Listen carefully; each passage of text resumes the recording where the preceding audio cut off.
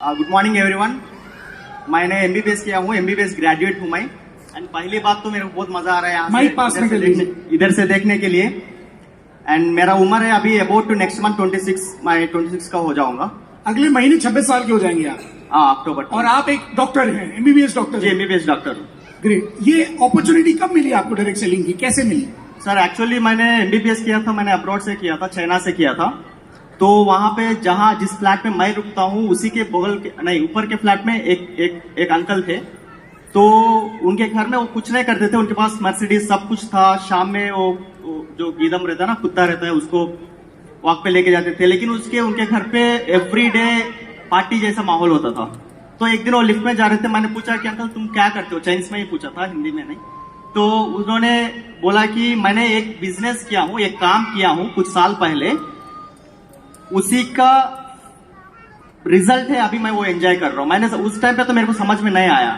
तो फिर मैं चाइना में आप ध्यान दीजिएगा, ये चाइना की बात कर रहे हैं। उन्होंने एमबीबीएस चाइना से किया है, आप डॉक्टर हैं और आपकी उम्र 26, अगले महीने 26 साल के हो जाएंगे। और किसी को पार्टी करते हुए, मर्सिडीज बेंज वगैरह देखते हुए आपका कुछ कॉन्वर्सेशन हुआ किसी और अंकल के साथ चाइना में? यस। तो उन्होंने बोला कि अभी मैं ऐसे तो नहीं बताऊंगा, अभी नेक्स्ट संडे एक सेमिनार हो रहा है, एक मीटिंग हो रहा है, तुम वहां पे आ जाओ। तो वो सेमिनार था 30,000 लोगों का। मैंने कभी उतने लोगों को नहीं देखा था। तो वहां पे गया, संडे मैंने गया। चाइना की पॉपुलेशन ही इतनी ज्यादा है। हाँ। तो वो दूसरी कंपनी थी। तो मैं वहां से देखा, एक लेडी ऐसे ही स्टेज पे बात कर रही थी, मैंने बहुत दूर बैठा हुआ था। तो मेरे को लगा कि अगर कुछ करना है लाइफ में, तो अगर बनना है कुछ लाइफ में, तो वो लेडी के जैसे बनो। तो वहां पे मैंने डिसीजन लिया था। तो ये मेरे एमबीबीएस 3rd ईयर में मैंने वो सेमिनार किया था। उस टाइम से मेरे समझ में नहीं आ रहा था कि मैं सही कर रहा हूँ या गलत कर रहा हूँ, मेरे को समझ में नहीं आ रहा था। मैं एमबीबीएस कर ही रहा था। लेकिन मैं सबके, मेरे फ्रेंड्स, सबको अभी भी बोलता हूँ, तब भी बोलता था कि एक दिन मैं फाइनेंशियली फ्री होऊंगा, या मेरा अल्टीमेट ड्रीम है कि मैं अभी मालदीव्स हो गया या बहामास हो गया, पीजी में वहां पे एक जूस शॉप खोलूं। बस ऐसे ही जूस शॉप खोलना है और चिल करना है, ये मेरा अल्टीमेट ड्रीम है। रिलैक्स करना है, रिलैक्स करना है। तो डॉक्टरी करते करते आप ये सपना देखते हुए, क्योंकि ये बात तो सही है कि doctor is always on duty. कभी भी फोन आ जाएगा, या 12 घंटे की ड्यूटी है, रात को 3 बजे इमरजेंसी आ जाएगी। तो डॉक्टरी करते करते भी आपको ये ड्रीम ये था कि यार कुछ अलग करना है? हाँ, ये ड्रीम ये था कि मैं ऐसा बना ही नहीं हूँ सर कि 9 to 5 एक दिन मर जाऊंगा, ऐसा नहीं कर पाऊंगा ही नहीं। मैं ऐसा बना ही नहीं हूँ। तो मुझे करना है कि अगर अभी मेरे को 18 आवर्स या 20 आवर्स काम करना भी है तो मैं कर लूंगा, लेकिन 2 से 3, 4, 5 साल तक करूंगा। उसके बाद मैंने जैसे बताया कि जूस शॉप खोलना है बहामास में या कहीं फीजी में। तो फिर उसके बाद क्या हुआ? वो आपने मीटिंग? तो वहां से फिर मैंने ग्रेजुएट करके आया तो मेरे को एक बंदा था शुभम करके, उनके लिए क्लाप्स कीजिए, वो मेरे को ज्वाइन किया है। लेकिन वो अभी बिजनेस में नहीं है। वो मेरे को ज्वाइन करके उमेश सिंह साहब से कनेक्ट करवा दिया है। तो आप इंडिया आके फिर कोई ऐसे ही ढूंढ रहे थे कि यार कुछ मिल जाए? ऐसे ही ढूंढ रहा था सर। मैंने मेरे फादर को भी मैंने वहां से ही बोला था कि मैं आके एक बिजनेस करूंगा। क्या बिजनेस करूंगा मेरे को नहीं मालूम। तो फिर मैं इंडिया आया तो वो ऐसा ही सर गॉड प्लान है कि उमेश सर मेरे को कांटेक्ट किए। एक्चुअली उसने कांटेक्ट किया, फिर उन्होंने उमेश सर का नंबर दिया मेरे को। फिर उन्होंने बोला कि अभी नेक्स्ट मंथ ऐसा एक FRU करके एक मीटिंग हो रहा है दिल्ली में, आपको आना है अगर जिंदगी बदलना है तो। ये कब की बात है? ये 19 की बात, 2019 की बात? हाँ, 19 की शायद। तो मैंने घर में झूठ बोला कि मेरे को एग्जाम लिखना है दिल्ली में। फिर मैंने वो 24 आवर्स 28 आके वापस आके आपका डॉक्टरी पे फोकस नहीं था? तो आपने नौकरी भी नहीं की? नहीं, अभी तक तो मैं जॉब ही नहीं किया हूँ। जॉब किया ही नहीं? जॉब ड्रॉप आउट हो, मैंने किया ही नहीं अभी तक। अच्छा, ड्रॉप आउट है? जी, लास्ट ईयर में मैंने ड्रॉप आउट कर लिया। अच्छा, ड्रॉप आउट ही कर दिया जी। 3 साल की मेहनत इसलिए छोड़ दी कि यार सपना अपना कुछ और है और पता था नहीं करना क्या है। कुछ एक सेमिनार देखा, नेटवर्क मार्केटिंग डायरेक्ट सेलिंग का, चाइना है। मुझे लगता है वो कंपनियां होगी भी नहीं, शायद नहीं वो कंपनी है भी नहीं। मतलब किसका स्पार्क कहाँ आना है पता नहीं। इनको चाइना में जाके आया किसी अंकल को देख के, और क्या करना है आपको पता नहीं। फिर आप दिल्ली आ गए। तो इंडिया में थोड़ा ప్లీజ్ ప్లీజ్ సో సార్ వచ్చేసి చైనాలో డాక్టర్ చదువుకున్నారు, అక్కడే డాక్టర్ పూర్తి చేశారు. అయితే ఎక్కడైతే ఉంటుండో ఆ బిల్డింగ్ దగ్గర ఒక అంకుల్ కుక్కలను పట్టుకొని తిప్పుతుంటే ఫుల్ మంచి లైఫ్ ఎంజాయ్ చేస్తున్నాడు. సో ఈయన అడిగిండు అనమాట, అంకుల్ మీరు ఏం చేస్తారని. సో ఏం చేస్తున్నా నేను తెలవాలంటే వచ్చే ఆదివారం ఒక సెమినార్ ఉంటుంది రండి అని చెప్పి ఇన్వైట్ చేస్తే, ఆ చైనాలో దానికి అక్కడ మీటింగ్కి వెళ్తే 30,000 మందితో మీటింగ్ జరిగింది. ఆ రోజు డిసైడ్ అయ్యిండు నేను గిట్ట ఇదే విధంగా కావాలని చెప్పేసి. ఆ తర్వాత ఆయన వచ్చిన తర్వాత డాక్టర్ MBBS ఆల్రెడీ, కానీ ఇప్పుడు చేయకుండా వీడికి వచ్చినాక ఒక ఉమేష్ సార్ వాళ్ళ అప్లైన్ ఉన్నారు, ఒక వేరే ఫ్రెండ్ ద్వారా కనెక్ట్ చేశారు. ఉమేష్ సార్ ఒకటే అన్నాడు, నువ్వు లైఫ్ చేంజ్ చేయాలంటే ఎఫ్ఆర్యూకి రా అని చెప్తే 2019 ఎఫ్ఆర్యూకి వెళ్ళొచ్చిన తర్వాత ఇంకా ప్యాషనేట్ గా బిజినెస్ చేస్తున్నాడు. Thank you. तो फिर फैमिली रियूनियन के बाद फिर क्या हुआ? तो फैमिली यूनियन मैंने देखा, मैंने पहली बार एंटर हुआ फैमिली यूनियन, मैंने ऐसा बैठा हुआ था. तो मैंने सोचा कि ऐसा ही मीटिंग होगा. मैंने वहां पे तो उतनी बड़ी मीटिंग देखी, इतना ऐसा होगा कि नहीं पता नहीं था मेरे को. तो फिर एक एक स्पीकर आ रहे थे, वो गुड मॉर्निंग बोले जा रहे थे. दोपहर भी हो रहा है गुड मॉर्निंग बोल रहे, शाम भी हो रहा है गुड मॉर्निंग बोल रहे. वो आके कहते हैं कि मेरे को 5 लाख इनकम है. मैंने बोला कि 5 लाख इनकम है, लेकिन आप शाम में गुड मॉर्निंग बोल रहे हो. फिर उसके बाद गुड मॉर्निंग के पीछे का लॉजिक पता चला तो मैं सुधर गया. मैंने बोला कि अभी सब कुछ अभी नहीं, अभी पूरा फोकस करना है. पहले दिन का एफआरयू मैंने अटेंड किया तो उसके बाद मेरे को नींद नहीं आ रही थी. उस टाइम पे मेरे सारे जूनियर्स, वो मेरे सारे दोस्त लोग वो एमबीबीएस कर रहे थे या किसी ना किसी जॉब पे थे वहां पे हॉस्पिटल में. तो मैं उनके पास रुकता था, मैं रात भर नींद नहीं जाता था, मैं उधर इधर घूमता रहता था. तो कहते कि तुम्हें क्या हुआ है, क्यों उधर इधर घूम रहा है. तो जब हॉस्पिटल चले जाते थे? नहीं, मतलब उनके रूम पे, मैं फ्लैट में रहता था. तो मैंने बोला कि ऐसा एक मीटिंग देखा हूँ, वहां पे ऐसा है वैसा है, उनको समझ नहीं आती थी. फिर मैंने फैमिली यूनियन के बाद फिर वापस आया तो घर में मेरे को तब तक पता नहीं था कि मेरे फैमिली में इतने सैडिस्ट लोग हैं. मतलब मैंने ये बिजनेस स्टार्ट करके मैंने घर पे लेके गया तो मेरे फादर को मनाना तो बहुत बड़ी बात है, मेरे मदर को मनाना वो तो इम्पॉसिबल था मेरे लिए, क्योंकि मैंने एमबीबीएस करके अगर साबुन तेल वगैरह लेके मैं जा रहा हूँ. तो उस टाइम पे तो मेरे अपलाइन रहते थे दिल्ली, मैं कंदुकुर करके एक टाउन है आंध्र प्रदेश में, मैं वहां रहता हूँ. तो उनको कैसे समझाऊं, क्या समझाऊं, वो तो चाहेंगे ना सर कि एमबीबीएस करके बच्चा आया तो वो डॉक्टर करे, आई मीन हॉस्पिटल में जाए. राइट. तो कितने यहाँ पर हैं जो यूथ है और अंडर 25 है? अंडर 25 एक बार तेलुगु में बोल दीजिए. ఎవరైతే 25 సంవత్సరాల లోపల ఉన్నారో ఒక్కసారి చేయలేపండి. 25 సంవత్సరాల లోపు ఉన్న వాళ్ళు. Quite a lot of people. ध्यान से सुनिएगा इस बात को. कैसे आपने मनाया अपने थैंक यू अपने फादर मदर को? आपने क्या बोला, कैसे वो माने कि नहीं माने? नहीं सर, अभी भी वो मतलब कुछ नहीं बोलते, वो मेरे लिए बहुत बड़ी बात है.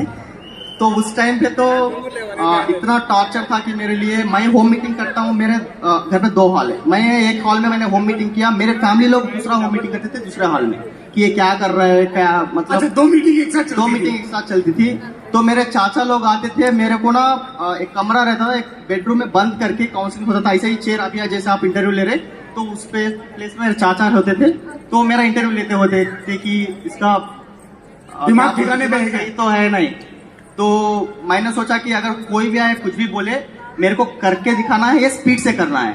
अगर मैं रिजल्ट नहीं दिखाऊंगा तो उस टाइम पे तो मेरा इतना ज्यादा प्रेशर था मेरे को कि मैं घर पे ही रहता ही नहीं था. मैं 8 बजे से ही मैं बाहर चला जाता था, क्योंकि घर पे रिश्तेदार वो लोग आते तो क्या कर रहे हैं आपका बेटा, क्या कर रहा है, क्या कर रहा है.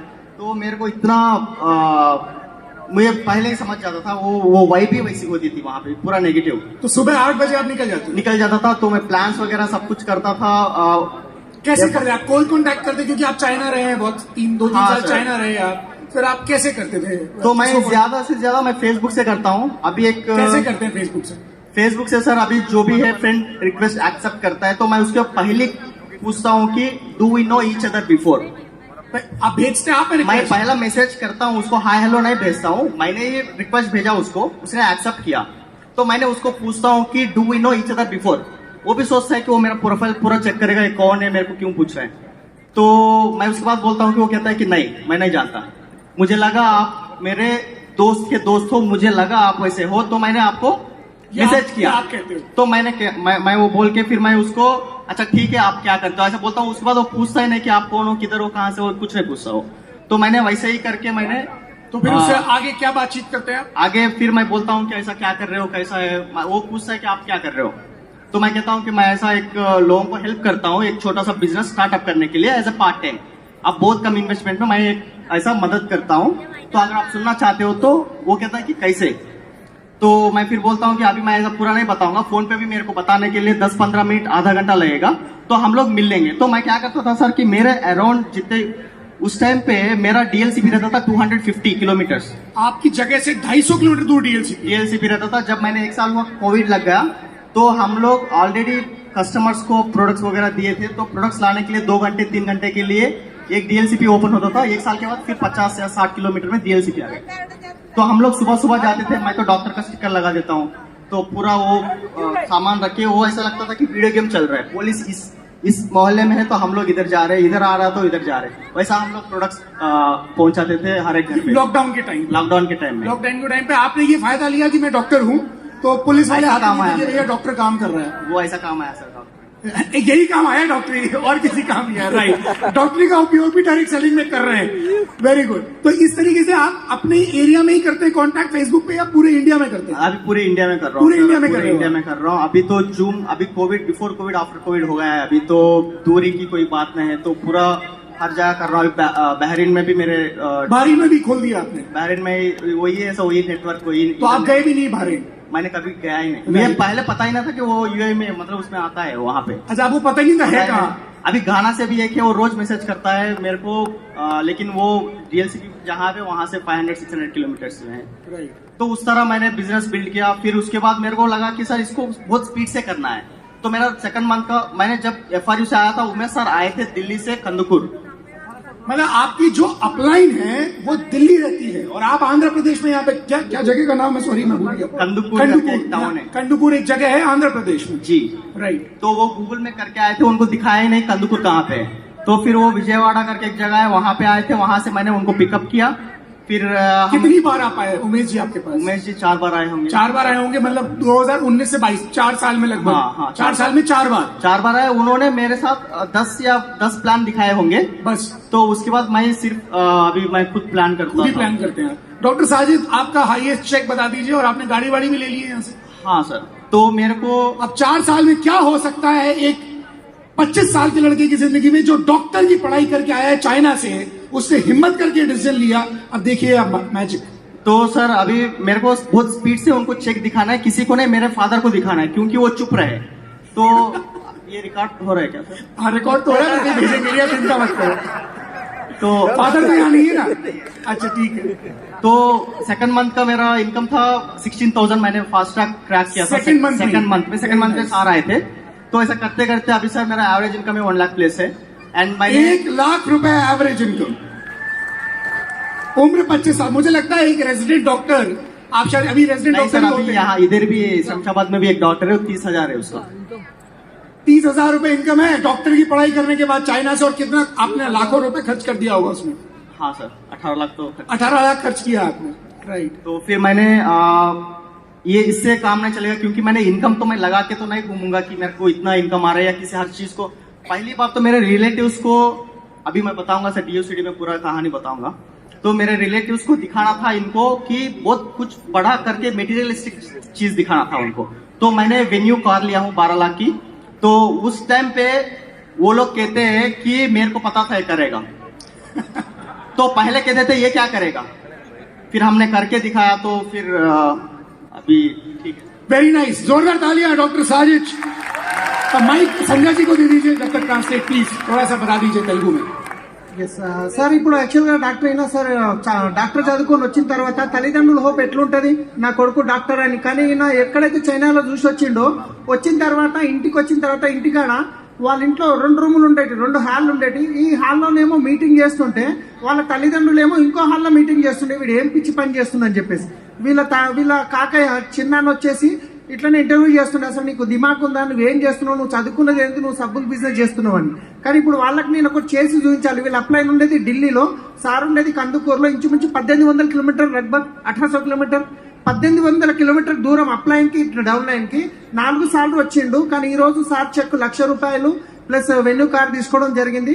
ఆల్రెడీ వాళ్ళ ఫ్రెండ్ ఒక డాక్టర్ శంషాబాద్ లోనే ఉన్నాడు, ఆయన income 30,000, sir income 1 lakh. Thank you so much. और संध्या जी, आप हिंदी में कंफर्टेबल नहीं?